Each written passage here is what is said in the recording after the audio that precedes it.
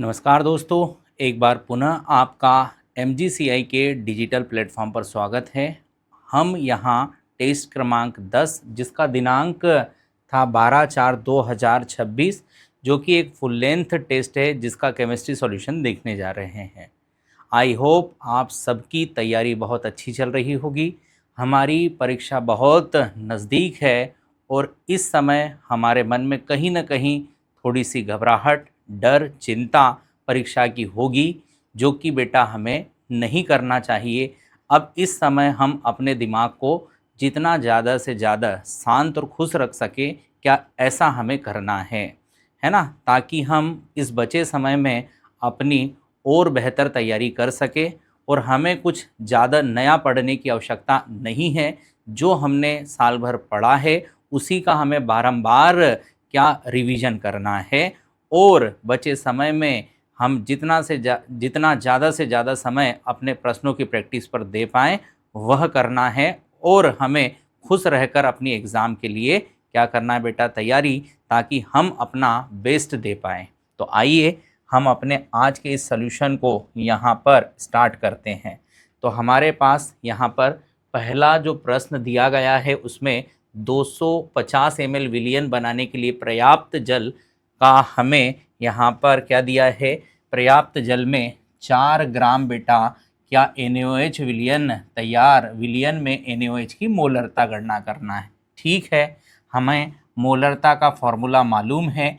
यहाँ पर विलय का भार अपॉन में विलय का मोलर भार, जिससे उसे क्या मोल के रूप में ज्ञात कर लिया जाएगा। और यहाँ पर हम लिखेंगे 1000, और चूंकि विलियन का आयतन ml में है तो इस फॉर्मूले में वैल्यू सेट करेंगे, हमारा आंसर हमें मिल जाएगा।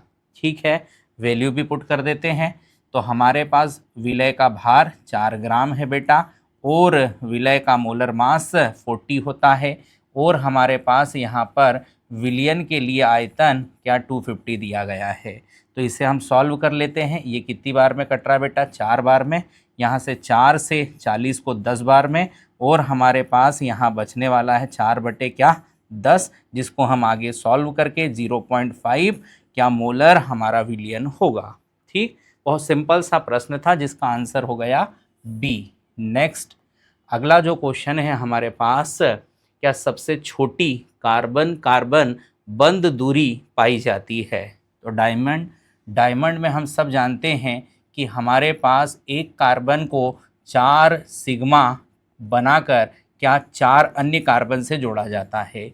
ये हमारे डायमंड के अंदर कार्बन का क्या अरेंजमेंट होता है, जो कि 4 सिग्मा के साथ होता है। 4 सिग्मा वाले कार्बन का संकरण sp3 होता है। ठीक, ईथेन के अंदर अगर मैं बात करूं तो हर कार्बन के लिए यहाँ पर भी क्या सिंगल बॉन्ड होता है, और ये हमारा क्या sp3 कार्बन के रूप में होता है। अगर हम बेंजीन की बात करते हैं, बेंजीन के अंदर हमारे पास क्या 6 कार्बन में अल्टरनेट डबल सिंगल वाला बॉन्ड होता है। तो यहाँ पर हमारे सभी कार्बन आपस में क्या डबल बॉन्ड से जुड़े होते हैं। एसिटिलीन की बात करें तो यहाँ कार्बन में क्या ट्रिपल बॉन्ड होता है। ठीक बेटा, अब हम सब जानते हैं कि कौन से 2 कार्बन हैं जिनके लिए हमें लंबाई कम आएगी। तो जहाँ हमारे बंध संख्या का मान ज़्यादा, उन कार्बन में आकर्षण ज़्यादा, और आकर्षण के कारण दूरी कम, बंध लंबाई कम। तो आंसर क्या हो जाएगा, एसिटिलीन। नेक्स्ट, अगला हमारे पास एक कथन फर्स्ट, कथन सेकंड के रूप में क्या एक क्वेश्चन दिया गया है। तो कथन फर्स्ट क्या कह रहा है, किसी विलयन की मोलरता तापमान पर निर्भर करती है। तो ये हमारा आयतन आधारित सांद्रण मापन है। जब हम ताप बढ़ाते हैं तो मोलरता की वैल्यू चेंज होती है, और ताप के साथ मोलरता के मान में क्या आती है बेटा, कमी। अब हमारे पास मोलरता जो कि भार आधारित सांद्रण मापन है, जिसको कि हम कहते हैं ये ताप आधारित नहीं होती, मतलब ताप के परिवर्तन से मोलरता के कंसंट्रेशन पर कोई इफेक्ट नहीं पड़ता है। तो यह बात भी बिल्कुल क्या है, सही है। मतलब हमारा स्टेटमेंट फर्स्ट, स्टेटमेंट सेकेंड दोनों ही सही हैं। तो इसका हम करेक्ट आंसर क्या डी लगाना चाहेंगे। ठीक, नेक्स्ट हमारे पास जो अगला क्वेश्चन है, यहाँ पर एक विकिरण के 1 मोल, हमसे यहाँ 1 मोल फोटोन की क्या पूछी गई है, ऊर्जा, जिसकी आवृत्ति हमें 5 × 10⁻14 हर्ट्ज दी गई है। अब यहाँ अक्सर क्या गलती होती है बेटा, हम जल्दबाजी में 1 फोटॉन की ऊर्जा बता देते हैं, बट पूछा कितना गया है, 1 मोल। तो हम फॉर्मूला जानते हैं कि फोटॉन की ऊर्जा निकालने का फॉर्मूला क्या है, E बराबर Nhν। N क्या हो गया यहाँ पर हमारा, क्या 1 मोल, मतलब यहाँ एवोगेड्रो संख्या ले लो, और hν। बस अब हम सारी वैल्यू पुट कर देते हैं। यहाँ पर देखो Na का मान हम 6.023 इंटू 10 की पावर बोलो 23 ले लेंगे। ठीक है सर, यहाँ पर हम लोग H का मान कितना ले लेंगे, 6.63 इंटू 10 की पावर बोलो माइनस क्या हमारा 34 जूल सेकेंड ले लेंगे। और हमारे पास आवृत्ति का मान क्या दिया बेटा, 5 × 10⁻, बोलो कितना, 14 हर्ट्ज को हम सेकेंड इन्वर्स में यहाँ ले लेंगे, ये हमारा जूल सेकेंड में है। ठीक है सर, अब हम जब इसका कैलकुलेशन करेंगे तो हमारे पास जो कैलकुलेशन के बाद आंसर आएगा वो आएगा 199.51 इंटू 10 की पावर बोलो कितना बेटा, 3 जूल। ठीक, बट हमें किस में दिया गया है सर, किलो जूल में। तो किलो जूल बनाने के लिए इसको 1000 से डिवाइड कर दो, 1000 से डिवाइड कर दो, तो हमारे पास यहाँ आंसर क्या हो जाएगा, 199.51 किलो जूल। ये जूल में था, इसको हमने कन्वर्ट किस में कर लिया, किलो जूल में, और ये क्या हमारे पर मोल के हिसाब से ऊर्जा का मान है। तो ये हो गया करेक्ट आंसर क्या बेटा इसका, बी, है ना। नेक्स्ट क्वेश्चन हमारे पास है, निम्न में से कौन सी अभिक्रिया एसिटामाइड को मीथेनामाइन में परिवर्तित करती है। ठीक है, तो हमारे पास एसिटामाइड हो गया 2 कार्बन का एक अमाइड बेटा। यहाँ पर हम इसकी रिएक्शन कराने जा रहे हैं किससे, Br2, और बोलो किससे, बोलो KOH से। तो यहाँ पर Br2 KOH के साथ जब हम इसकी क्या कराएंगे, रिएक्शन, तो हमारे पास रिएक्शन पर क्या यहाँ से ये कार्बन का निम्नीकरण हो जाएगा। हमारे पास इस रिएक्शन का जो प्रोडक्ट बनता है वो एक 1 डिग्री एमीन होता है, और 1 डिग्री एमीन के साथ हमारे पास पहले से क्या एक कम कार्बन प्राप्त होता है। मतलब कहने का, इस रिएक्शन में जो भी रिएक्टेंट साइड पर अमाइड कार्बन है वो एमीन में जाने पर क्या संख्या से एक कम होगा। तो ये किस रिएक्शन में हम लोग बात कर रहे हैं, हाफमैन ब्रोमामाइड अभिक्रिया, जहाँ 2 से 1 कार्बन का एमीन आएगा। ठीक, नेक्स्ट पर आते हैं। नेक्स्ट पर हमारे पास देखें क्या है, तो यहाँ पर नीचे 2 कथन दिए गए हैं, कथन फर्स्ट कथन सेकंड में हमें देखना है क्या सही क्या गलत है। ठीक, आइए चेक करें। तो तृतीय आवर्त में बाएं से दाएं मतलब लेफ्ट से कहाँ चलना है, राइट में। ठीक, सबसे क्षारीय ऑक्साइड क्या हमारा सोडियम ऑक्साइड है। बिल्कुल, हमारे एस ब्लॉक के जो ऑक्साइड हैं उसमें भी फर्स्ट ग्रुप के ऑक्साइड क्या सर्वाधिक क्षारीय है। जैसे जैसे हम डी से कहाँ चलेंगे, पी की ओर, तो हमारे ऑक्साइड का नेचर धीरे धीरे उभयधर्मी से अम्लीय ऑक्साइड की ओर बढ़ेगा। तो हमारे पास पहला स्टेटमेंट बिल्कुल सही है। आवर्त सारणी में सबसे अधिक विद्युत ऋणी तत्व फ्लोरीन है, ये बात भी अपने आप में सही है। मतलब हमारा कथन ए, कथन फर्स्ट सही, कथन सेकंड सही, मतलब इसका करेक्ट आंसर हो गया कथन फर्स्ट और कथन सेकंड दोनों सही। नेक्स्ट पर आते हैं। अगला हमारे पास जो प्रश्न है, देखें, हमें आणविक सूत्र C7H क्या मिला है, 16 मिला है, एक यौगिक जो प्रकाशिक समावयवता दर्शाता है। ठीक, तो हम चारों का स्ट्रक्चर ड्रॉ कर लेते हैं। सबसे पहले पेंटेन के लिए 5 कार्बन की एक स्ट्रेट चेन बना ले। ठीक, अब इसका अंकन हम यहाँ से कर देते हैं लेफ्ट से राइट, और इस पर हम जहाँ जहाँ प्रतिस्थापी बोला गया है तो 2 पर एक मिथाइल की शाखा और 3 पर एक मिथाइल की शाखा, बाकी को हाइड्रोजन देकर क्या संयोजकता को इस तरीके से पूरा कर देते हैं। ठीक है सर, अब चेक कर लेते हैं इसके अंदर क्या कोई कायरल कार्बन है क्या, उसके आधार पर पॉस कॉस देखकर इसमें ऑप्टिकल एक्टिविटी सोची जाएगी। तो हमारे पास ये कोई कायरल कार्बन नहीं है, ये और ये भी नहीं है, पर यहाँ जो थर्ड नंबर का कार्बन है क्या वो एक कायरल कार्बन है, क्योंकि उसको sp3 और चारों वैलेंसी पर 4 डिफरेंट लोगों को जोड़कर दिया गया है। ठीक है, और एक कायरल कार्बन के साथ हमारा कंपाउंड ऑप्टिकल एक्टिव होता है। तो ये पहला जो कंपाउंड है वो ऑप्टिकल क्या हो गया, एक्टिव हो गया। सेकंड की बात करते हैं तो यहाँ पर फिर पेंटेन बोला गया है, तो हमने 5 कार्बन की एक चेन बनाई, यहाँ पर नंबर लिख दिया 1 2 3 और 4 और बोलो 5। 2 पर हमसे क्या बेटा मिथाइल यहाँ से जोड़ने के लिए कहा गया है, बाकी को हम लोग क्या इस तरीके से संयोजकता को पूरा करते हुए हाइड्रोजन लगा देते हैं। अब आप देखोगे इस कंपाउंड में कोई भी ऐसा sp3 कार्बन नहीं है जिसकी चारों वैलेंसी हम डिफरेंट देख पाएँ। तो यहाँ कोई कायरल कार्बन नहीं है, 0 कायरल कार्बन है। ऑप्टिकल क्या है बेटा, ये इनएक्टिव है, ऑप्टिकल इनएक्टिव। आगे देखें 2 मेथिल हेक्सेन। 2 मेथिल हेक्सेन का अगर मैं फॉर्मूला यहाँ पर आपको एज अ स्ट्रक्चर बना के दूँ तो यहाँ पर आप देखेंगे ये इसका हमारे पास क्या स्ट्रक्चर होगा। ठीक, इस कंपाउंड के अंदर भी 0 कायरल कार्बन है, 0 कायरल कार्बन के साथ ये भी ऑप्टिकल क्या होगा सर, इनएक्टिव होगा, है ना। तो हमारे पास इस फॉर्मूले के साथ कौन एक्टिव है बेटा, ए वाला। तो हमारा आंसर क्या हो जाएगा, फर्स्ट। ठीक, नेक्स्ट हमारे पास फिर से 2 स्टेटमेंट दी गई है। पहली स्टेटमेंट है बॉर्न-हेवर चक्र हमारा हेज नियम पर आधारित है। बिल्कुल बेटा, हमने यहाँ पर सोडियम क्या सॉलिड लिया था और यहाँ पर हमने क्या Cl2 गैस लिया था। ठीक है सर, ये भी हमने हाफ मोल लिया था। इन दोनों की रिएक्शन से हमने NaCl का फॉर्मेशन किया था और NaCl के फॉर्मेशन की जो हमारी एंथैल्पी है वो हमें अलग पाथ से जाने पर भी क्या इन्हीं सारी एनर्जी के योग के बराबर मिली थी। मतलब हमने यहाँ पर सबसे पहले सब्लिमेशन एनर्जी, ठीक, यहाँ पर हमने half of bond dissociation energy का इस्तेमाल किया। तो यहाँ पर हमने सोडियम को गैसियस स्टेट में और यहाँ पर हमने Cl को गैसियस स्टेट में, फिर हम लोगों ने इसके साथ क्या आयोनाइजेशन एनर्जी देकर यहाँ से सोडियम प्लस बनाया था, यहाँ पर इलेक्ट्रॉन एफिनिटी कर क्या Cl माइनस बनाया। इन दोनों के साथ क्या अट्रैक्शन से हमें यहाँ पर लेटाइस एनर्जी और इस तरीके से क्या हमारा एक पाथ ये भी है।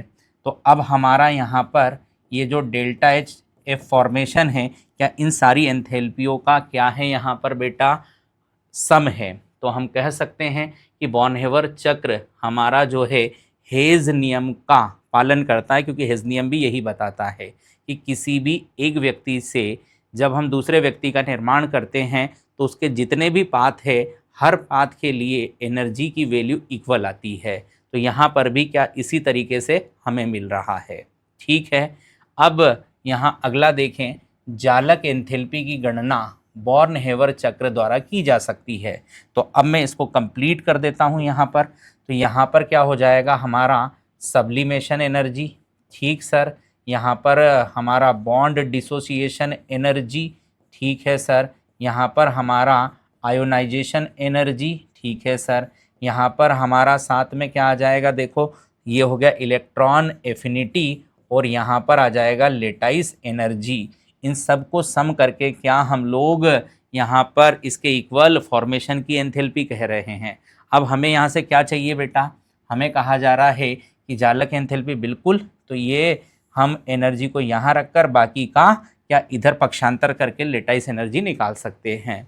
तो ये दोनों ही स्टेटमेंट क्या हमारी एकदम सही हैं। तो इसका करेक्ट आंसर क्या हो जाएगा, डी। नेक्स्ट हमारे पास क्या है भाई, एक रासायनिक अभिक्रिया का दर स्थिरांक के तापमान निर्भरता को अहिर्निय समीकरण से दिखाया गया है। हमें अभिक्रिया की सक्रियता ऊर्जा E0 की गणना आलेखन द्वारा की जा सकती है। बिल्कुल, तो हमारा देखो सबसे पहले बेसिक जो फॉर्मूला होता है K बराबर ए ई की power E minus E A upon RT। अब इसे हम ln में कन्वर्ट करते हैं। तो ln k log base e है, ln a यहाँ पर क्या हो जाएगा minus E A upon R into 1/t। ठीक, अब हम चाहे तो इसे लॉग फार्मूले से भी कन्वर्ट कर सकते हैं। तो यहाँ पर हमारा log बेस 10 के, यहाँ पर log बेस 10 क्या हो जाएगा बेटा हमारा a, यहाँ पर क्या हो जाएगा हमारे पास माइनस ई ए, यहाँ पर हो जाएगा 2.303 आर और इंटू 1/t। अब ये सब मैं क्यों बता रहा हूँ, ताकि हमें इसका जो स्ट्रेट लाइन ग्राफ का इक्वेशन पता चल जाए। तो यहाँ पर हम y, ये हमारा इंटरसेप्ट बनेगा, यहाँ पर m, यहाँ पर क्या है ये m, और इंटू में यहाँ पर क्या हो जाएगा x। तो हमारे पास यहाँ जो ग्राफ बनता है वह log k वर्सेस 1/t के बीच में है ना। तो इसका करेक्ट हमारे पास क्या होने वाला बेटा, a होने वाला है। ठीक, नेक्स्ट पर आते हैं। अगला जो सवाल है हमारे पास, यहाँ पर हमें हाइड्रोजन हाइड्रोजन बॉन्ड की बॉन्ड एनर्जी दी गई है, Br की बॉन्ड एनर्जी दी गई है और HBr की बॉन्ड एनर्जी दी गई है। ठीक, अब इन बॉन्ड एनर्जी से हमें यहाँ पर H2 + Br2 एक रिएक्शन कर 2HBr का हीट ऑफ रिएक्शन निकालना है। तो बेहद आसान सवाल है। हमें बॉन्ड एनर्जी से जब भी हीट ऑफ रिएक्शन निकालना हो तो हम फॉर्मूला लगाते हैं समीशन ऑफ, हमारा क्या लगाएंगे यहाँ पर डेल्टा H बॉन्ड एनर्जी किसकी बेटा, रिएक्टेंट की, minus summation of delta H bond energy हमारे पास किसकी हो जाएगी, प्रोडक्ट की, है ना। दहन और बॉन्ड एनर्जी के केस में थोड़ा ध्यान रखिएगा, यहाँ पर हम रिएक्टेंट में से प्रोडक्ट को माइनस करते हैं। रिएक्टेंट में से किसको माइनस करते हैं बोलो, प्रोडक्ट को, है ना। बाकी जगह हम क्या करते हैं, प्रोडक्ट माइनस हमारा क्या चलता है बेटा, रिएक्टेंट, है ना। अब हम क्या करेंगे, वैल्यू पुट करेंगे, है ना, जो भी स्टाइकोमेट्री है उसके साथ। तो हमारे पास रिएक्टेंट या इसकी क्या रिएक्शन दी गई है उसको देख लो। तो यहाँ H2 प्लस बोलो Br2 और यहाँ 2HBr, है ना। चलिए रखते जाते हैं। तो यहाँ पर हमारे पास H2 का एनर्जी कितना है बोलो 433, यहाँ पर प्लस कर दो इसके साथ किसको 192 को, ठीक है सर। माइनस करेंगे यहाँ पर स्टाइक्योमेट्री बोलो कितना है 2 इंटू कर दो इसको किसके साथ बोलो 364 के साथ, 364 के साथ। अब ऐड कर लो भाई, यहाँ पर कितना हो गया 5 9 3 क्या हो गया 12, हमारा यहाँ पर हो जाएगा 625। अब यहाँ पर माइनस कराओ, इसका मल्टीप्लाई करो, ये 8 हो गया, ये हो गया 12 और यहाँ पर हो गया 7। अब इसको कैलकुलेट कर लो, कैलकुलेट करोगे तो हमारे पास इसका आंसर जो निकल कर आएगा वो -103 क्या आएगा बेटा, किलो जूल। और ये हो गई हमारी इस रिएक्शन की एंथैल्पी, रिएक्शन की क्या हो गई, एंथैल्पी। बहुत सिंपल सा क्वेश्चन था, तो इसका करेक्ट आंसर क्या हो जाएगा, ए।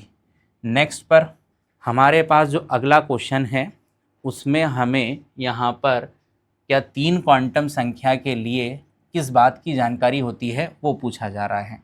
तो मुख्य क्वांटम संख्या जिसे हम प्रिंसिपल क्वांटम संख्या कहते हैं एन से रिप्रेजेंट करते हैं, हमारा द्विगंशी एजुमिथल जिसे हम एल से रिप्रेजेंट करते हैं, और हमारा मैग्नेटिक क्वांटम नंबर जिसे एम से रिप्रेजेंट करते हैं। ये बेसिकली कोश की जानकारी देती है इलेक्ट्रॉन के लिए, और द्विगंशी हमारा उपकोश और एम हमारा कक्षक। ठीक, इसके अलावा एटम के साइज की जानकारी क्या हम मुख्य क्वांटम संख्या से पता करते हैं। तो परमाणु के आकार की जानकारी क्या हम लोग मुख्य क्वांटम संख्या n से देख सकते हैं।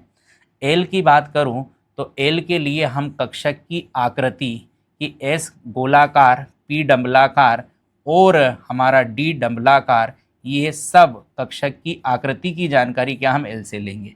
कक्षकों के अभिविन्यास, किस एक्सेस पर इलेक्ट्रॉन की प्रायिकता घनत्व ज़्यादा है, क्या कक्षकों के अभिविन्यास की जानकारी हम यहाँ पर क्या चुंबकीय क्वांटम संख्या से लगाते हैं।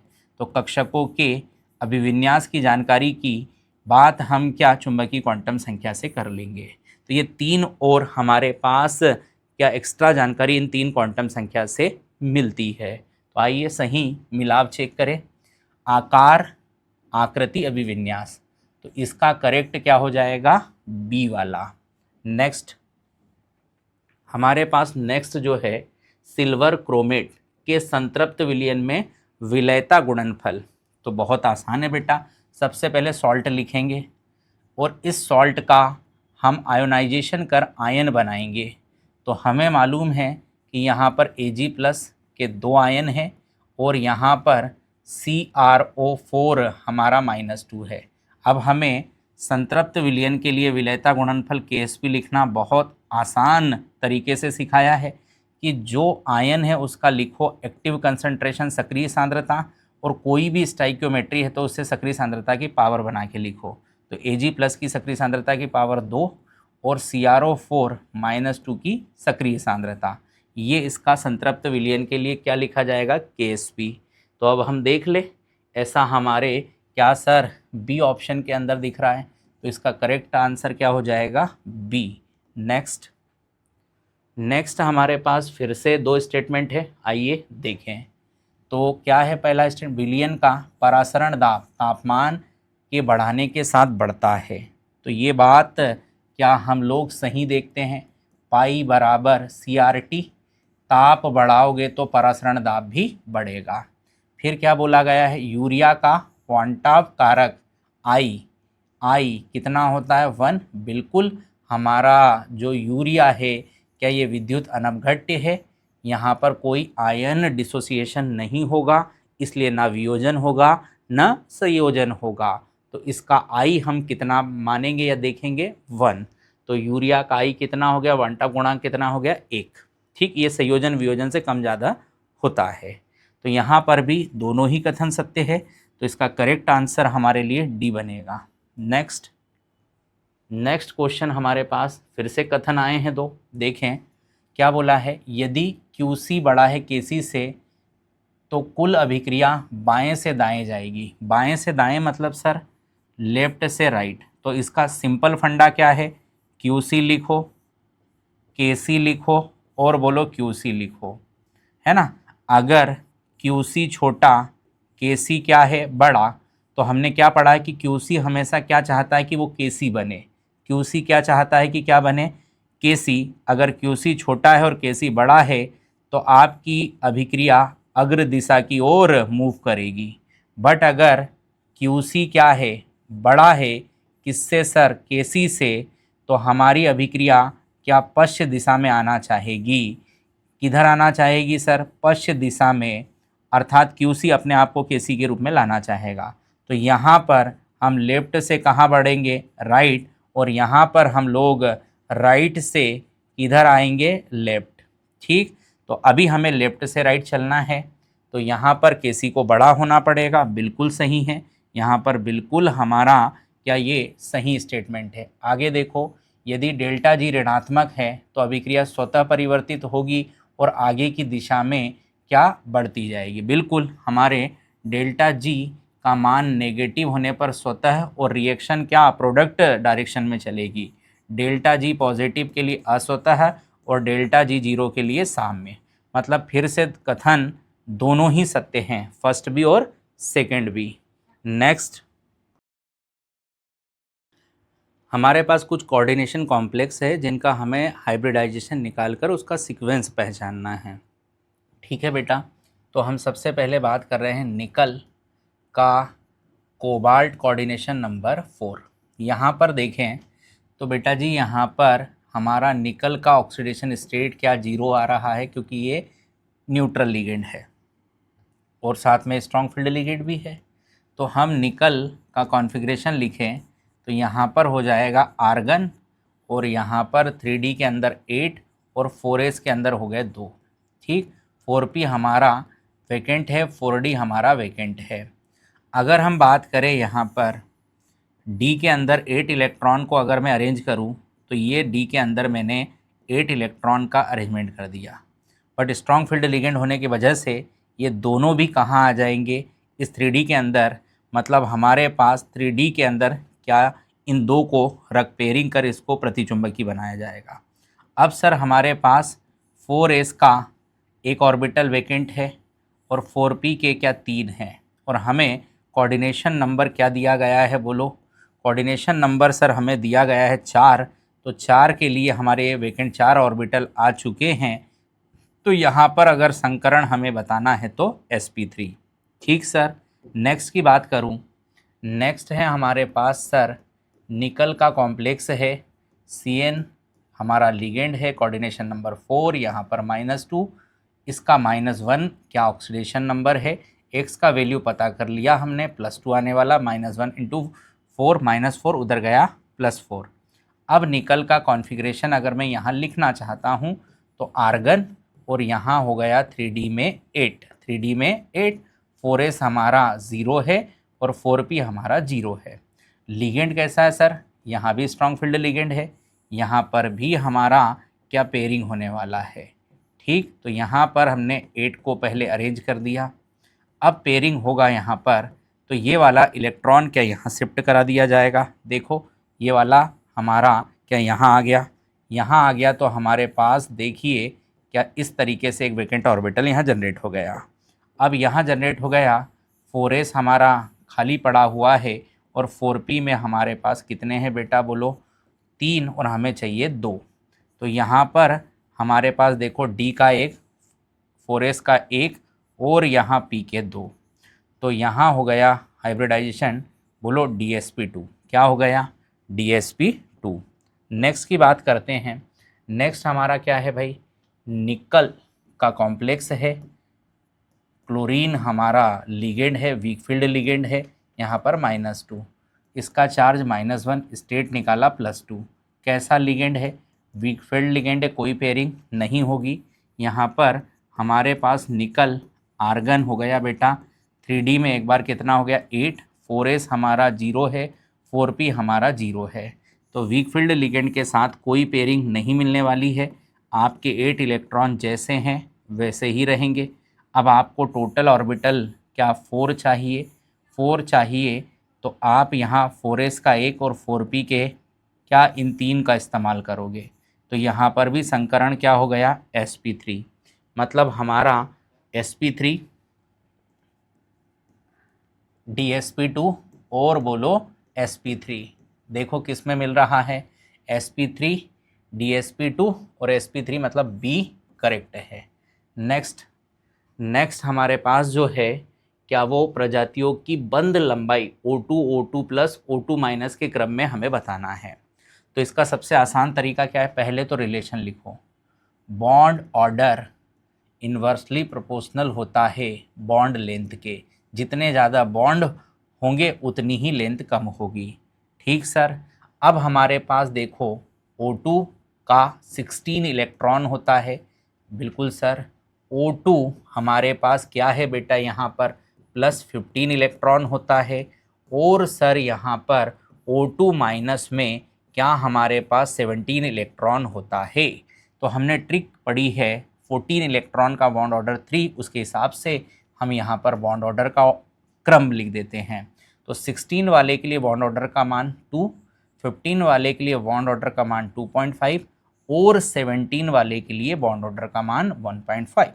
तो अब आप देखेंगे तो बॉन्ड ऑर्डर का हमारे पास जो सीक्वेंस होगा सबसे ज़्यादा O2 प्लस के लिए, देन O2 माइनस, ये तो बॉन्ड ऑर्डर हो गया। तो आप समझदार हो। अब यहाँ पर क्या सर बॉन्ड लेंथ का ऑर्डर क्या इसके इन्वर्स लिख दो, O2 प्लस सबसे कम, फिर उससे ज़्यादा O2 और सबसे ज़्यादा बोलो O2 माइनस। तो हमारा सही आंसर चयन करें जहाँ O2 माइनस में सबसे ज़्यादा, फिर O2, देन हमारा क्या हो जाएगा O2 प्लस। तो ये D वाला मुझे क्या एकदम करेक्ट दिख रहा है।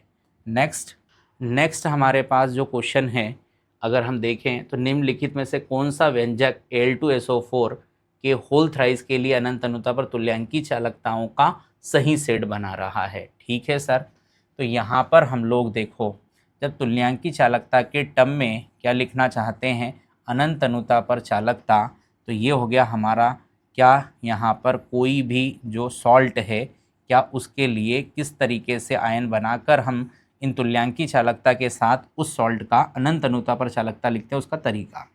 यहाँ हम क्या करेंगे, यहाँ पर हम इक्विवेलेंट चालकता अनंत अनुता पर किसकी बेटा, हमारे पास केटायन जो भी होगा, और यहाँ पर तुल्यांकी चालकता अनंत अनुता पर किसकी बेटा, जो हमारे पास एनायन होगा, है ना। यहाँ पर हम किसी भी तरह के स्टाइक्योमेट्री का गुणा भाग नहीं करते हैं।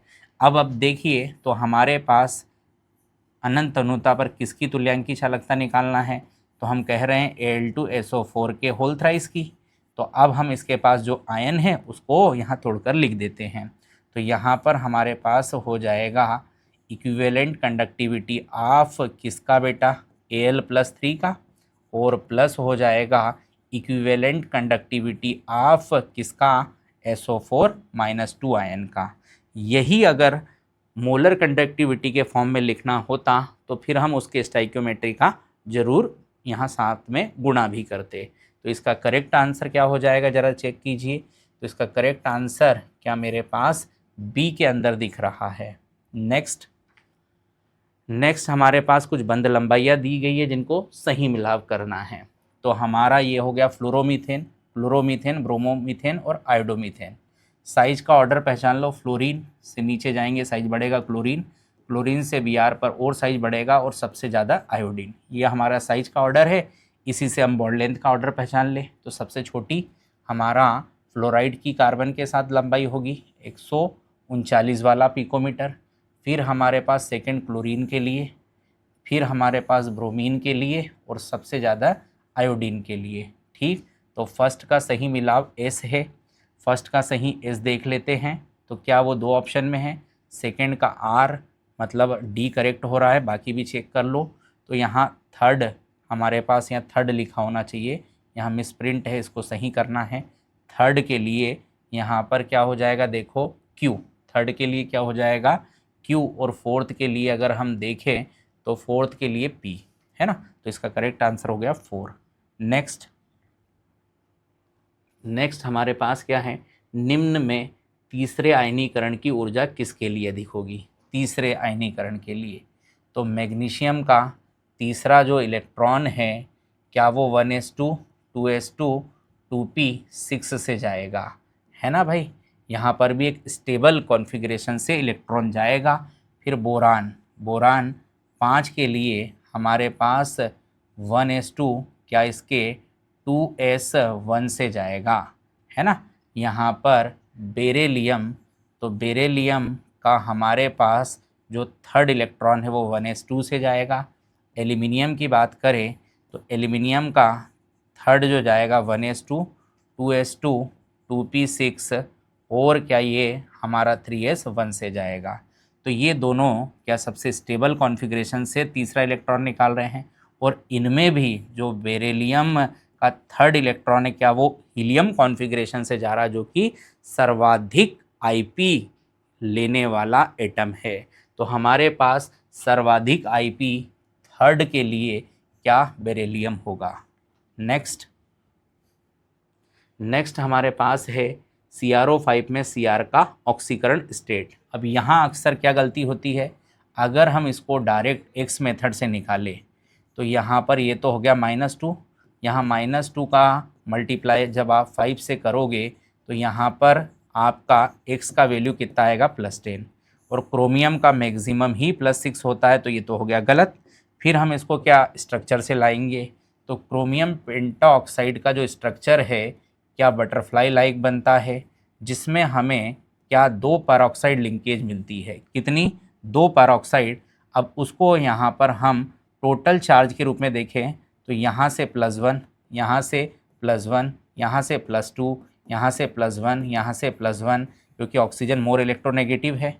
तो यहाँ इस तरीके से क्रोमियम पर हमारे पास जो स्टेट बनती है ऑक्सीडेशन वो +6 है ना। हम यहाँ परऑक्साइड लिंकेज के कारण ऑक्सीजन का 4 ऑक्सीजन ऐसे जो -1 चार्ज में, जिसको हमने यहाँ -2 में रखकर स्टेट गलत निकाला है। तो अगर हमसे CrO5 में क्रोमियम का ऑक्सीडेशन स्टेट का मान पूछा जाए तो क्या बोलना बेटा, +6। नेक्स्ट हमारे पास जो क्वेश्चन है, निम्न में से अभिक्रिया को फिनॉल उत्पाद के रूप में प्राप्त हम नहीं कर सकते। तो ये हमारा क्या है बेटा, सैलिसिलिक अम्ल है। अब इस पर हमने सोडा लाइम रिएक्शन करा तो यहाँ से CO2 क्या निकल जाएगा और हमारा फिनॉल फॉर्म होगा, मतलब ये तो हमारा फिनॉल देगा। अब ये हमारा क्या है बेटा, BDAC है। BDAC को जब गर्म पानी पिलाते हैं तो यहाँ पर भी फिनॉल फॉर्म होगा, बिल्कुल। यहाँ पर ये है भाई साहब हमारा क्लोरोबेंजीन। क्लोरोबेंजीन को हम क्या जली NaOH के साथ हाई टेम्परेचर प्रेशर पर रिएक्शन कराते हैं तो ये भी क्या हमें फिनॉल फॉर्म कराएगा। अब हमारे पास क्या है, बेंजामाइड। अब बेंजामाइड का हम अम्लीय क्या करा रहे हैं, जल अपघटन, तो यहाँ पर हमारा क्या भाई साहब साइनाइड फॉर्म होगा। यहाँ पर क्या फॉर्म होगा, साइनाइड, जो कि हमारा बेंजीन नाइट्राइल है, फिनॉल नहीं है। तो हमारा इसका करेक्ट आंसर क्या बन जाएगा, बोलो, डी। नेक्स्ट हमारे पास जो अगला क्वेश्चन है, एक तत्व का परमाणु क्रमांक कितना है, बोलो, 25। तत्व की द्विसंयोजी आयन के लिए चुंबकीय आघूर्ण, बहुत बढ़िया। हमारे पास क्रमांक है 25 और वो कितनी संयोजकता, +2। अब लिखेंगे हम आर्गन, यहाँ से 4s से 2 चले गए तो 3D में कितना बचा, बोलो, 5। अब हमारे पास यहाँ पर अगर देखा जाए तो अनपेयर्ड इलेक्ट्रॉन कितने आ गए, तो हम कह रहे हैं 5, और 5 अनपेयर्ड वालों के लिए हम क्या चाहते हैं, चुंबकीय आघूर्ण। तो हमारा फॉर्मूला क्या लग जाएगा, √n n+2, और बोलो क्या, बोर मैग्नेटॉन। वैल्यू पुट करो तो यहाँ पर हम सीधे भी जानते हैं और इसका वैल्यू से क्या हम मान निकालना भी जानते हैं। तो आप जब इसको निकालोगे तो 5.92 बोर मैग्नेटॉन क्या ये इसका चुंबकीय आघूर्ण मान होगा। ठीक, इसका सरल तरीका क्या बताया, हर टेस्ट में इसका कोई भी क्वेश्चन आता है तो हम उसको इसी तरीके से डिस्कस करते हैं कि जितना अनपेयर्ड इलेक्ट्रॉन है उतना ही आपको पहला पूर्णांक डिजिट के दशमलव में क्या चुंबकीय आघूर्ण देखना है। ठीक, तो इसका करेक्ट मान क्या हो गया, बी। नेक्स्ट हमारे पास जो अगला क्वेश्चन है, यहाँ पर क्या कहा जा रहा है, कथन फर्स्ट में समूह 16 के तत्वों में निम्नलिखित हाइड्राइडों का क्वथनांक निम्न क्रम में बढ़ता है। तो यहाँ पर हमें क्वथनांक के लिए वर्ग 15, 16 और 17 के जब हाइड्राइड आएंगे तो वहाँ अणुभार के साथ साथ हाइड्रोजन बॉन्डिंग भी क्या देखना है। तो सबसे पहले हाइड्रोजन बॉन्डिंग देखी जाएगी बॉइलिंग पॉइंट के लिए। जब हाइड्रोजन बॉन्डिंग क्या होगी, इक्वल, तो वहाँ स्ट्रेंथ देखी जाएगी। और हाइड्रोजन बॉन्ड जब अब्सेंट होगा, अनुपस्थित होगा, तब हम अणुभार से बात करेंगे। तो ये जो ऑर्डर लिखा है ये बिल्कुल गलत है। यहाँ पर सबसे ज़्यादा H2O का, फिर हमारा H2TE का, फिर हमारा H2SE का, देन हमारा H2S का। ठीक, तो ये तो सीक्वेंस हो गया गलत। अगला क्या लिखा है, आणविक द्रव्यमान में वृद्धि के साथ साथ हाइड्राइडों का क्वथनांक बढ़ता है। तो ये बात हमारी क्या, ये जो हमने निकाला है उससे गलत साबित हो रही है। इसका मतलब ये है कि यहाँ पर हमारा कथन फर्स्ट और कथन सेकंड दोनों गलत है। अगला हमारे पास एक जो है ऑर्गेनिक कंपाउंड दिया गया है जो कि चक्रीय है, जिसका हमें सही IUPAC नाम लिखना है। तो यहाँ पर हमारे पास ये बन गया हमारा भाई फंक्शनल ग्रुप एक ही है तो PFG है ना, ये मुख्य क्रियात्मक समूह हो गया। यहाँ से हम नंबर डालते 1, इधर 2, 3, 4, 5, 6, 2 प्रतिस्थापी है। प्रतिस्थापी हमेशा वर्णमाला अक्षर से लिखते हैं, तो यहाँ पर 4 एथिल हो जाएगा। ठीक है सर, फिर क्या होगा, इसके साथ 2 मेथिल हो जाएगा। ठीक है, अब हमारा क्या ये बचा हुआ कंपाउंड एनिलीन है, तो हम इसको लिख देंगे 4 एथिल 2 मेथिल और एनिलीन, 4 एथिल 2 मेथिल एनिलीन, मतलब हमारा इसका करेक्ट जो है वो डी ऑप्शन है। नेक्स्ट हमारे पास क्या कहा जा रहा है, एल्डिहाइड और कीटोन एक उदाहरण है। तो भाई एल्डिहाइड कीटोन अगर समान अणुसूत्र में आते हैं तो इनका सामान्य सूत्र दोनों का क्या CnH2nO होता है। दोनों में अंतर केवल क्या फंक्शनल ग्रुप का होता है। दोनों में अंतर केवल किसका होता है सर, फंक्शनल ग्रुप का। और जब अणुसूत्र समान फंक्शनल ग्रुप अलग अलग, तो ये हो जाएगा हमारा क्रियात्मक समावयव। तो दोनों ही क्या हैं आपस में, क्रियात्मक समावयव। अगला हमारे पास अगले क्वेश्चन के लिए क्या लेसेग्ने परीक्षण में कार्बनिक यौगिक में नाइट्रोजन और सल्फर दोनों उपस्थित है जो Fe+3 के बनने का कारण रक्त का लाल रंग देते हैं। देखिए भाई, अगर हमारे पास कोई कार्बनिक यौगिक है जिसमें कार्बन, नाइट्रोजन, सल्फर है, तो हम लोग सबसे पहले इसका लेसेग्ने एक्सट्रैक्ट बनाते हैं। तो यहाँ पर हमारा क्या बनेगा बोलो, सोडियम थायोसाइनेट। इसको हम लोग क्या भाई FeCl3 से ट्रीट करते हैं, तो हमारे पास यहाँ पर जो बनता है FeSCN3, यहाँ पर फेरिक थायोसाइनेट, जिसका कलर कैसे होता है बोलो, रक्त के जैसे लाल रंग का, जो कि दोनों की पहचान कराता है। अब इसको वो कई तरीके से लिखता है। यहाँ पर Fe क्या लिख देगा, SnCN का होल टॉइस पर यहाँ प्लस चार्ज लगा देगा, या इसको ऐसे भी लिख सकता है FeSnCN यहाँ पर +2। मतलब कुल मिलाकर Fe का स्टेट हमें +3 रखना है, ठीक। और जिसका कलर क्या होता है बेटा, रक्त की तरह लाल, जो कि हमारा सी सही ऑप्शन है। नेक्स्ट हमारे पास नेक्स्ट जो है Cr+3 एक संकुल है, ठीक सर। अब हमें इस Cr के संकुल में लिगेंड का नंबर और जो हमारा सेकेंड लिगेंड है उसका सही क्या नंबर बताना है। तो सबसे पहली चीज़ जो हमने कक्षा में सीखी है कि +3 स्टेट के साथ हमारा कोऑर्डिनेशन नंबर क्या 6 आता है, ठीक सर। अब 6 के लिए हमें इसका जो है स्टेट +3 रखते हुए काम करना है। तो यहाँ पर हमारे पास देखो Cr, यहाँ पर NH3 का और Cl का यहाँ देखें तो कितना चार्ज लगा, +2, मतलब ये तो 0 है। अब हमें यहाँ पर केवल क्या एक Cl लेना है ताकि Cl का -1 चार्ज इधर जाकर बन जाए कितना बेटा, +1। दोनों का टोटल होकर हमें कितना मिले, +3, ठीक। मतलब यहाँ पर हम अमोनिया का जो लिगेंड संख्या लेंगे वो 5 और क्लोरीन का जो लिगेंड संख्या लेंगे 1, ताकि कोऑर्डिनेशन नंबर क्या हो जाए, 6। तो हमारे पास देखो x का वैल्यू 5 और y का वैल्यू कितना आएगा, 1, ताकि कोऑर्डिनेशन नंबर 6 और हमारा ऑक्सीडेशन स्टेट भी जो दिया गया है वही हमें मिले। तो करेक्ट आंसर क्या हो जाएगा, बी। नेक्स्ट हमारे पास यहाँ पर अगले प्रश्न में क्या बोला गया है, 10 ग्राम प्रति डेसीमीटर क्यूब यूरिया का विलयन एक 5% अवाष्पशील विलय के विलयन के साथ समपरासरणी है। अवाष्पशील विलय का अणुभार। समपरासरणी मतलब दोनों के परासरण दाब सेम है, π1 = π2। यहाँ पर अब हम C1RT, यहाँ C2RT, तो RT से RT गया। अब हम कंसंट्रेशन से वैल्यू को अलग कर लेते हैं। तो यहाँ पर हमारे पास क्या मोलरता वाला कंसंट्रेशन है, तो यहाँ हम लिखेंगे WB MB इंटू लिख देंगे भाई V लीटर, है ना। इक्वल में यहाँ क्या लिख दो, यहाँ पर भी लिख दो। हमारा इसको मैं 1 दे देता हूँ, है ना, ताकि अपने को कन्फ्यूज़न ना रहे। तो यहाँ पर हो जाएगा W1 M1 और यहाँ हो गया हमारा V1 लीटर। यहाँ W2 M2 और बोलो क्या हो जाएगा, V2 लीटर, ठीक सर। अब देखो अगला W1 क्या बोला उसने, 10 ग्राम बोला है, ठीक है।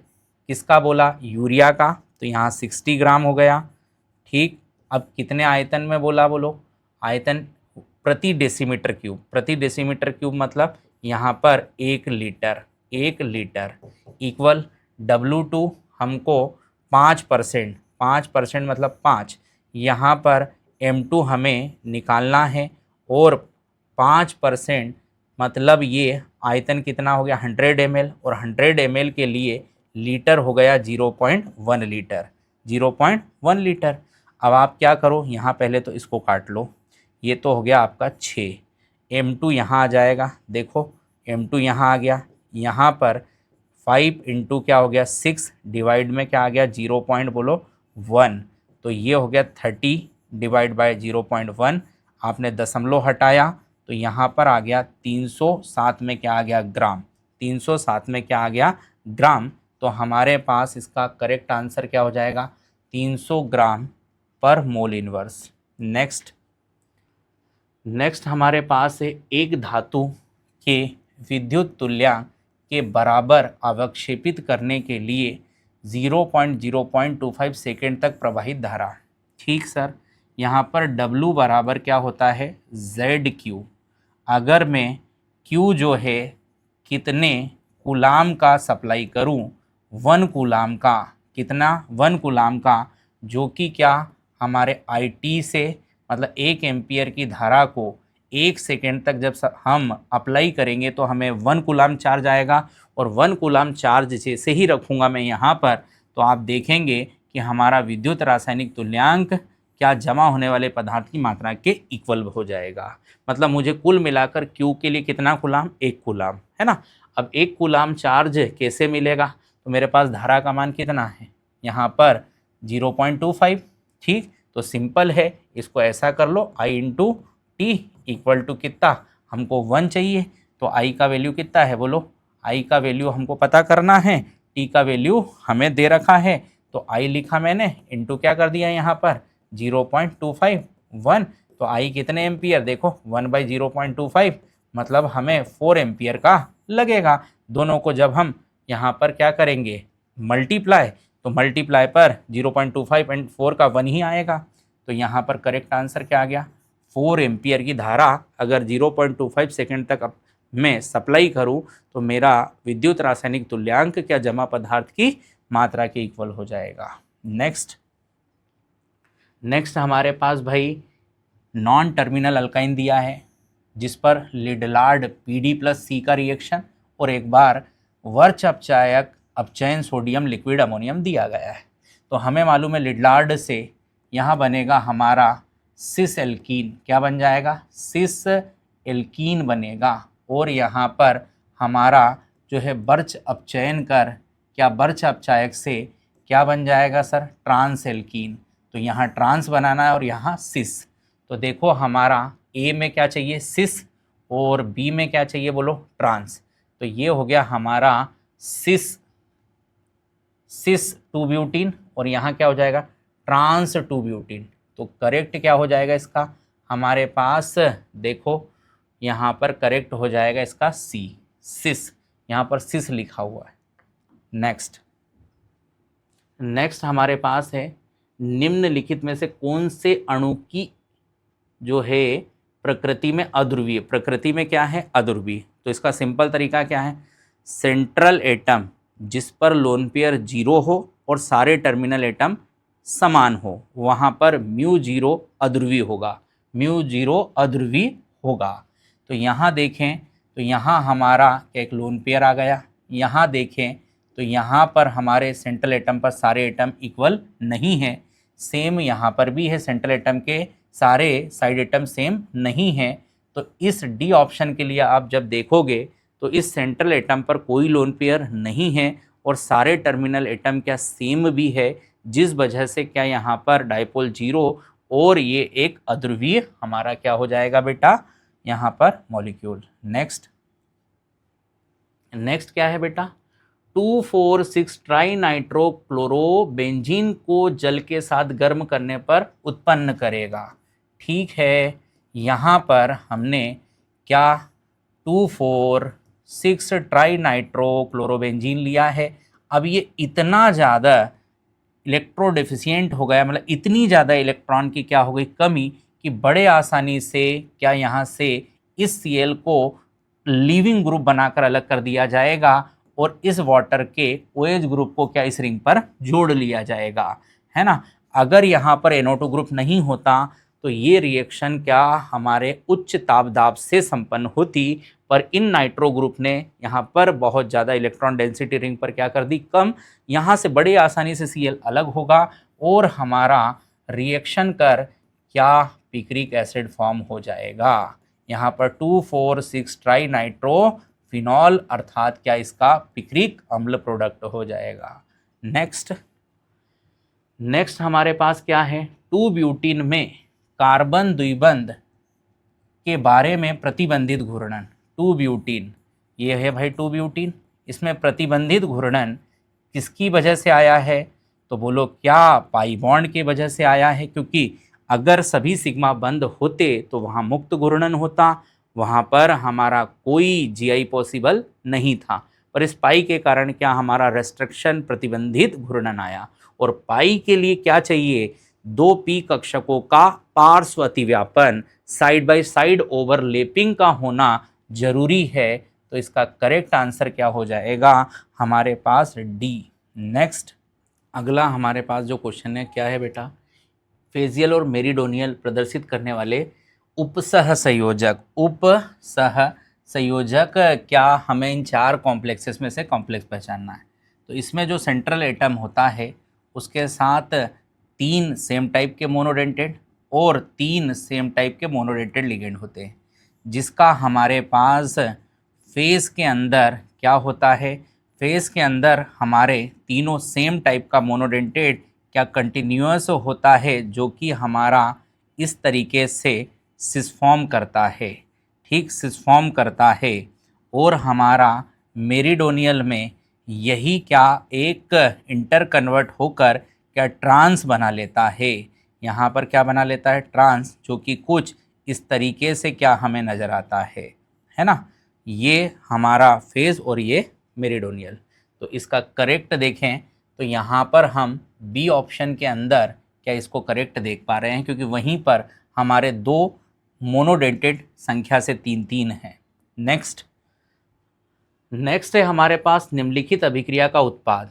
तो ये एन हेक्सेन दिया गया है और एन हेक्सेन को बेटा जी हम वेनेडियम पेंटाऑक्साइड, क्रोमियम ट्राइऑक्साइड और मोलिब्डेनम ट्राइऑक्साइड को एल्यूमिना ऑक्साइड के साथ कितने टेम्परेचर पर? बोलो 500 डिग्री सेल्सियस पर क्या एरोमेटिक हाइड्रोकार्बन में कन्वर्ट करते हैं।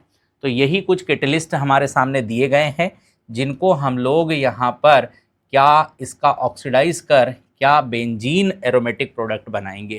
तो यहाँ पर हमारे पास एन हेक्सेन का क्रोमियम ट्राइऑक्साइड या vanadium pentoxide high temperature pressure पर कन्वर्ट करा जाएगा एरोमेटिक हाइड्रोकार्बन बेंजीन के अंदर। नेक्स्ट एक मेज द कॉलम है, जिसमें हमारे पास कंपाउंड का स्ट्रक्चर और बॉन्ड एंगल दोनों को करेक्ट मैच करना है, ठीक।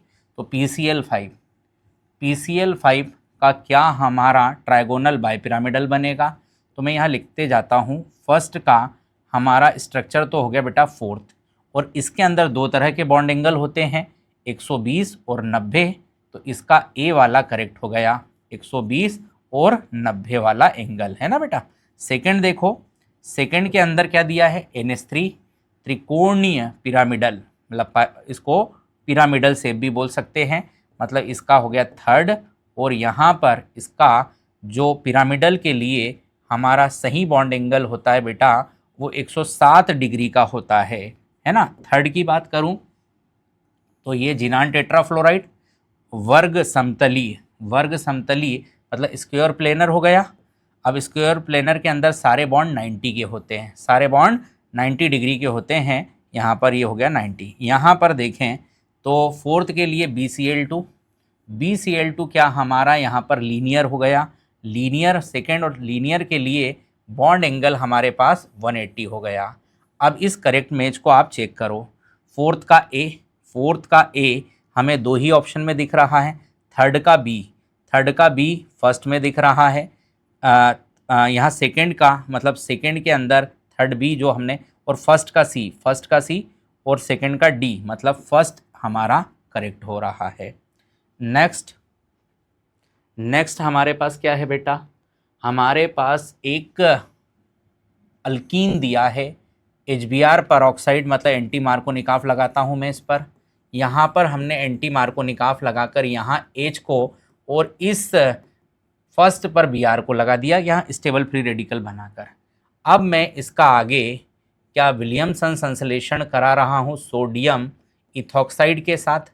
तो यहाँ से हमारा ये अलग हो गया, ये हमारा क्या इस पर as a nucleophile SN2 reaction कर जुड़ेगा। तो CH3 CH2 और ये हो गया OC2H5, मतलब इथॉक्सी ब्यूटेन बन गया, इथॉक्सी ब्यूटेन। तो आप चेक करो कहाँ पर आपका इथॉक्सी ब्यूटेन दिख रहा है। क्या ये इथॉक्सी ब्यूटेन दिख रहा है? यहाँ 4 कार्बन एक साइड पर और 2 कार्बन की चेन एक साइड पर। तो इसका करेक्ट जो हमारा आंसर दिख रहा है क्या बेटा, वो हमारा ए है। ठीक, नेक्स्ट हमारे पास क्या है, एम ग्राम पदार्थ वाष्पित होकर एसटीपी पर 5.6 लीटर आयतन घेरता है तो पदार्थ का वाष्प घनत्व। ठीक, तो सबसे पहले हम लोग जानते हैं मोल इक्वल टू हमारा क्या होता है, पदार्थ का भार W अपॉन पदार्थ का मोलर भार M। ठीक सर, अब मोल एक और तरीके से निकालते हैं। एसटीपी एनटीपी पर क्या हमारे पास आयतन, यहाँ पर आयतन रहेगा किसका सर, एसटीपी व एनटीपी वाला, और यहाँ पर हम लेते हैं 22.4 लीटर। तो क्यों ना सर हम पहले पदार्थ का मोलर भार पता कर ले। बिल्कुल सर, देखो उसका भार क्या है m, हमें यहाँ से मोलर भार पहले पता करना है। यहाँ पर कितना आयतन घेरा 5.6 लीटर, यहाँ पर कितना आ गया बोलो 22.4 लीटर। ये कट रहा है क्या, बिल्कुल 4 बार में कट रहा है। तो हम उस पदार्थ का मोलर भार क्या 4m पता करें। पर बेटा हमें तो वाष्प घनत्व पूछा है, बिल्कुल निकाल देंगे सर। हमने ये भी पढ़ा है कि अणुभार किसके बराबर होता है सर, तो हम कहेंगे वाष्प घनत्व गुणा 2, वाष्प घनत्व गुणा 2। तो यहाँ पर हमारे पास 4m क्या ये अणुभार हो गया, ये हो गया हमारा वेपर डेंसिटी, वाष्प घनत्व डिवाइडेड बाय बोलो 2। तो आंसर आ गया कितना 2m, आंसर आ गया हमारे पास 2m। तो इसका करेक्ट आंसर क्या हो गया सी। नेक्स्ट हमारे पास क्या दिया गया है भाई, एक रासायनिक अभिक्रिया में है ना, हमारा इनिशियल टेम्परेचर कितना बोलो 300 केल्विन है ना, हमारे पास देखो फाइनल टेम्परेचर कितना बोलो 280 केल्विन। तो ताप अंतर निकाल लो, ताप अंतर निकाल लो, 300 माइनस 280 बोलो 20 केल्विन। पर केल्विन क्या, पर 10 केल्विन क्या 2 गुना से रेट बढ़ जाएगा या 2 गुना से चेंज हो जाएगा, मतलब 4 गुना का चेंज आएगा। अब 4 गुना का चेंज आएगा उसको देखना। तो यहाँ पर हमारा इनिशियल के लिए क्या K1 कहा है, ठीक है, यहाँ पर फाइनल के लिए क्या बोला K2। तो फार्मूला क्या है हमारा K1 अपॉन बोलो K2, और यहाँ पर क्या हो जाएगा हमारा, यहाँ पर ताप गुणांक म्यू, ताप गुणांक म्यू, और यहाँ पर क्या हो जाएगा बोलो डेल्टा T अपॉन 10। ठीक, तो यहाँ K1 यहाँ K2 और इसका पूरे का मान अगर हम देखें तो यहाँ पर 2 की पावर कितनी हो जाएगी बोलो 2, 2 की पावर कितनी 2, कैसे हो जाएगी सर, म्यू का मान हम यहाँ पर कुछ नहीं दिया रहेगा तो 2 लेंगे। ठीक, डेल्टा टी हमारे पास 20 केल्विन है बटे में 10, तो हमारे पास कटने के बाद 2 की पावर कितना 2, तो यहाँ कितना हो जाएगा बोलो 4 है ना। तो K1 बराबर क्या हो गया 4K2, तो K2 बराबर क्या हो जाएगा बोलो यहाँ पर K1 अपॉन 4, K1 अपॉन 4। तो देखो कहीं दिया है क्या, तो हमारे पास यहाँ पर इसका करेक्ट जो आंसर दिख रहा है क्या वो A है, इसका करेक्ट आंसर क्या हो जाएगा A। नेक्स्ट हम देखें तो यहाँ पर सूची फर्स्ट सूची सेकंड को सुमिलित करना है। हमारा जो है उत्पाद किस कार्बोनिल यौगिक पर, मतलब किस रिएजेंट की क्रिया से बनेगा वो देखना है। तो कार्बोनिल यौगिक पर साइनोहाइड्रिन हमें मिलता है किससे, एससीएन से। एसिटिल मिलता है अल्कोहल से, पहले एसिटल फिर एसिटल। सिप क्षार मिलता है हमारे 1 डिग्री एमीन से, और ऑक्जिम मिलता है हाइड्रोक्सिल एमीन से। ठीक बेटा, तो ए का हो गया 4th, तो 2 ही बच रहे हैं, पहला दूसरा। बी का हो गया हमारा 3rd, तो बी का 3rd दोनों में है। सी का हो गया हमारा 2nd, तो सी का 2nd बी ऑप्शन में है, और डी का हो गया 1st। तो नेक्स्ट हमारे पास क्या बोला, BDAC की रिएक्शन एनिलीन से करके येलो रंजक पीला रंजक बनाया जा रहा है। तो हमारा इसका क्या ये इलेक्ट्रोफाइल और इसका हाइड्रोजन यहाँ से क्या इस इलेक्ट्रोफाइल को अटैक कर क्या सब्स्टिट्यूशन रिएक्शन कर जोड़ा जाएगा। ठीक, तो हमारे पास इसका सही जो रंजक स्ट्रक्चर है वो ये वाला है। ये क्या बनेगा हमारा एनिलीन डायएजोबेंजीन, एनिलीन डायएजोबेंजीन या पेरा एनिलीन डायएजोबेंजीन, जो कि कलर में कैसा होता है, येलो। नेक्स्ट हमारे पास क्या है, जली विलयन में कॉपर +2 के स्थायित्व कॉपर प्लस लवणों से अधिक होता है। ये हम एनसीईआरटी का सीधा सीधा लाइन देख रहे हैं। यहाँ पर 3D10 होता है हमारे पास आर्गन। ठीक सर, यहाँ पर आर्गन 3D9 होता है। अगर कॉन्फ़िगरेशन से चले तो ये स्टेबल होना चाहिए, बट हम लोग दो कारण से इसको स्टेबल करते हैं, एक तो SRP और दूसरा है इसका जल योजन। हमारे पास Cu2+ का क्या जल योजन ज़्यादा होता है Cl+ से, और यही वजह है कि क्या हम उसको ज़्यादा स्टेबल क्या देखते हैं विदाउट कॉन्फ़िगरेशन। तो इसका सही रीजन क्या हो जाएगा बेटा, बी। नेक्स्ट अगला जो क्वेश्चन है, यहाँ पर हमें क्या एक रिएक्शन दी गई है जिसका हमें ABC पहचानना है ना। तो रिएक्शन में सबसे पहले क्या हमारे पास फिनॉल है। ठीक है सर, फिनॉल का रिएक्शन हम किससे करा रहे हैं, तो बोलो जिंक से करा रहे हैं। जिंक क्या करेगा सर, इसका रिडक्शन करेगा, यहाँ से ऑक्सीजन को हटा देगा और इसे बदलेगा बेंजीन में। ठीक, अब बेंजीन की रिएक्शन सर हमको क्या कंसंट्रेटेड नाइट्रिक एसिड और कंसंट्रेटेड H2SO4 से करा के दी गई है। बिल्कुल सर, तो ये बनाएगा यहाँ पर नाइट्रेटिंग मिक्सचर। क्या बनाएगा, नाइट्रेटिंग मिक्सचर। तो यहाँ पर हमारा बना क्या बोलो, नाइट्रोबेंजीन। अब इस नाइट्रोबेंजीन की रिएक्शन देखो, क्या हम लोग SnHCl मतलब इसका रिडक्शन करा रहे हैं, रिडक्शन करा रहे हैं, तो सर ये रिडक्शन के बाद क्या एनिलीन हो जाएगा। क्या हो जाएगा, एनिलीन। तो हमारा पहला बेंजीन, ठीक, दूसरा नाइट्रोबेंजीन और तीसरा क्या बन गया, एनिलीन, है ना। बेंजीन, नाइट्रोबेंजीन और एनिलीन, मतलब करेक्ट क्या हो गया आपका, डी। नेक्स्ट की बात करूं मैं, तो यहाँ पर हमारे पास दो सेल रिएक्शन दी गई है और इससे तीसरी सेल रिएक्शन का क्या हमें स्टैंडर्ड सेल विभव पूछा गया है। तो बहुत आसान है भाई साहब, यहाँ पर E0 थर्ड चाहिए, E0 फर्स्ट इंटू, इसको मैं ऐसा लिख देता हूँ, E0 फर्स्ट इंटू उस सेल में त्यागे गए ग्रहण किए गए इलेक्ट्रॉनों की संख्या, E0 सेकेंड उस सेल में त्यागे गए ग्रहण किए गए इलेक्ट्रॉनों की संख्या, अपॉन में हमारे जिस सेल रिएक्शन के लिए पूछा जा रहा उसमें त्यागे गए ग्रहण किए गए इलेक्ट्रॉनों की संख्या। अब हम देखें, यहीं से मैं डायरेक्ट बता देता हूँ, कॉपर 2+ एक इलेक्ट्रॉन गेन कर कॉपर प्लस में, मतलब एक इलेक्ट्रॉन का चेंज, तो यहाँ पर इसके n का मान हो गया 1, है ना। यहाँ पर कॉपर प्लस से कॉपर में जा रहा है, कॉपर में जा रहा है, तो यहाँ पर भी एक इलेक्ट्रॉन का चेंज, तो N2 का मान भी 1 हो गया। बट यहाँ पर कॉपर +2 से 2 इलेक्ट्रॉन ग्रहण कर कॉपर सॉलिड में जा रहा है, तो इसके लिए हम चेंज क्या 2 का देखेंगे, मतलब इसका N3 वैल्यू जो हो जाएगा 2। अब देखें यहाँ पर E0 3 के लिए हमारे पास E0 1 का वैल्यू कितना है, तो बोलो 0.15 इंटू बोलो 1, क्या इसको प्लस करने वाला हूँ 0.50 इंटू बोलो 1, डिवाइड करने वाला हूँ 2 से, तो E0 3 इन दोनों को जब ऐड करूँगा तो 0.65 आ रहा है, जिसको मैं 2 से डिवाइड कर रहा हूँ।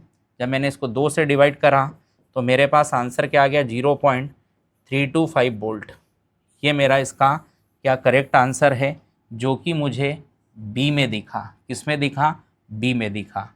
नेक्स्ट हमारे पास एक मेज द कॉलम है, आइए इसको चेक करते हैं। तो यहाँ पर क्या बोला, सुक्रोज। सुक्रोज एक अनपचायक शर्करा है जिसको टॉलन फेलिंग से अपचयित नहीं कर सकते, तो मैं यहाँ ए का 4th लिख देता हूँ। माल्टोज एक अपचायक शर्करा है जिसमें 2 ग्लूकोज को 1,4 ग्लाइकोसाइडिक लिंकेज से जोड़ा जाता है, अपचायक शर्करा है और 1,4 ग्लाइकोसाइडिक लिंकेज है, तो यहाँ बी का करेक्ट क्या हो जाएगा बोलो, थर्ड। अब सी की बात कर लेते हैं। सी क्या है, अमाइलोज है। सी क्या है बेटा, अमाइलोज है। और अमाइलोज स्टार्च का जल में कैसा भाग होता है बोलो, तो अविलय पार्ट होता है। और ये जो है एक रेखी संरचना बनाता है। रेखी संरचना के साथ क्या 1,4 लिंकेज होता है, तो इसका करेक्ट क्या हो गया बोलो, सेकेंड। फिर आ जाओ हमारे पास क्या, डी। डी में क्या है ज़रा देखो, डी में अमाइलोपेक्टिन, ये स्टार्च का मैक्सिमम पार्ट है जो जल में अविलय होता है। ये रेखीय साखित दोनों तरह की संरचना को बनाता है, और रेखीय साखित दोनों तरह की बनाता है मतलब इसके लिए क्या C1 C4 और C1 C6 ग्लाइकोसाइडिक लिंकेज बनेगी, मतलब फर्स्ट। तो ए का फोर्थ क्या दो ही ऑप्शन में है, बी का थर्ड, सी का सेकंड, सी का सेकंड और डी का फर्स्ट, जो कि किस में है, बी में। मतलब इसका करेक्ट आंसर क्या होगा, बी। इस तरीके से बेटा हमारा यहाँ पेपर का कंप्लीट सॉल्यूशन होता है। आगे आने वाले टेस्टों के लिए भी आप इसी तरीके से बने रहें।